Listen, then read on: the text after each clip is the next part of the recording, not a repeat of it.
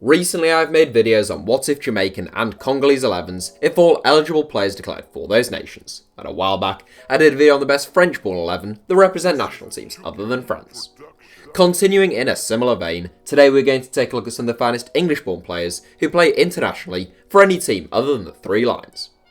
Just to be absolutely clear, simply not being capped by England is not sufficient grounds to make this 11. You must have been capped by another national team as well. Here is our English-born 11 that represent other nations. Goalkeeper, Neil Etheridge. It was a tough battle for the number one shirt in this 11, and welcome to the man who ran Neil Etheridge closest with our substitutes and honourable mentions. In the end though, off the back of a really impressive debut campaign in the Premier League, it has to be Etheridge who starts for us between the sticks. Born in Enfield, North London, Etheridge represented England once at under 16 level.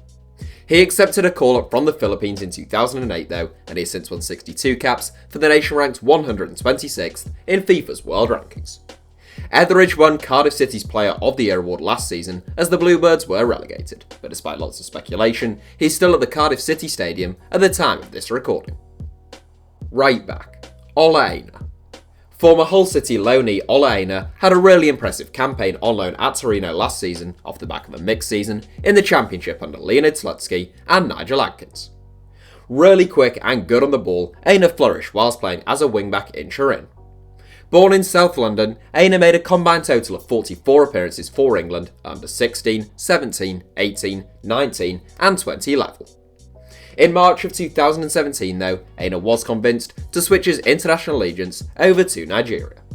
Signed by Torino on a permanent deal worth £9 million from Chelsea this summer, Aina has since won 9 caps for the Super Eagles and he starts at right back for us.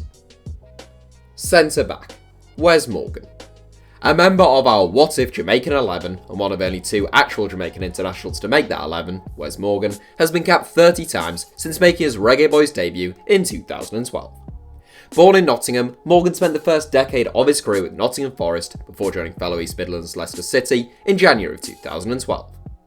Morgan has since won promotion from the Championship, a Premier League title, and he has scored in the Champions League, and the 35-year-old former Leicester Player of the Year is probably the best candidate to captain this 11.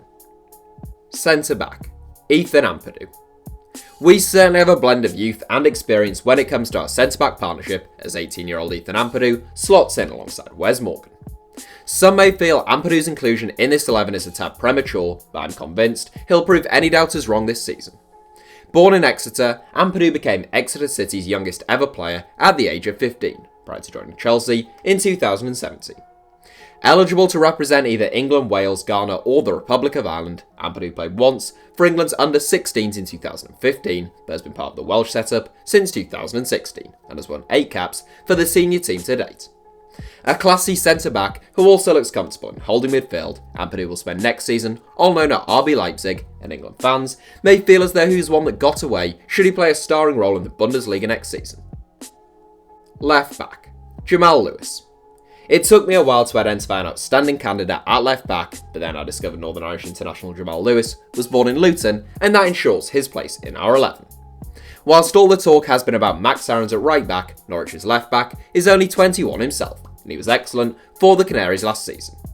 Also quick and adventurous, Lewis loves to make overlapping runs down the left flank, and he should give us great balance on the opposite flank to Ola Aina. The 2018-19 Championship Team of the Season inclusion has been capped 10 times by Northern Ireland, who is eligible to represent thanks to his Belfast-born mother. Holding midfield, Oliver Norwood. A talented holding midfielder has won a hat-trick of promotions to the Premier League over the last 3 seasons. After Chris Hughton and Slavisa Jokanovic seemingly didn't fancy him in the top flight, it looks a near certainty that Chris Wilder will. Smart, hard-working and neat in the pass, Norwood is equally capable in central or holding midfield, but it's in that role as a midfield pivot that we want him. A graduate of the Manchester United Academy, Norwood was born in Burnley and represented England at a couple of youth levels.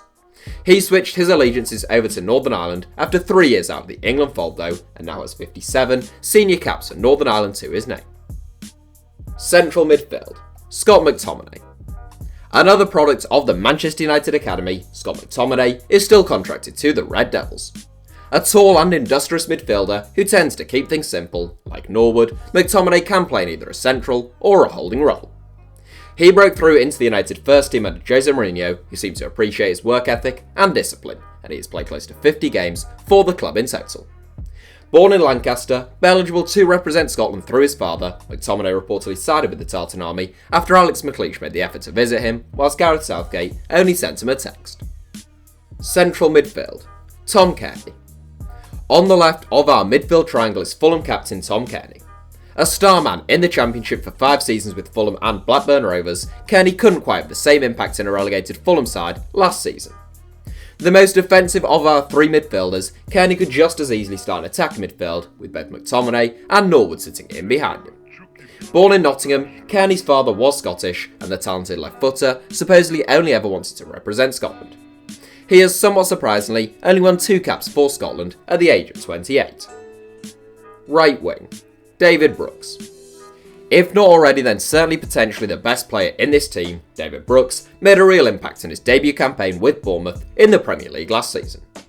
Equally effective in attacking midfield or out wide on the right, it is in the latter where Brooks starts for us in this 4-3-3.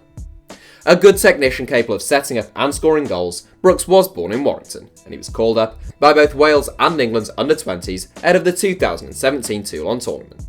He went with England, who won the tournament, with Brooks winning the Best Player award and scoring in the final. 3 months later, he accepted a call from Wales's under-21s, and the following month, he'd been capped by the senior side.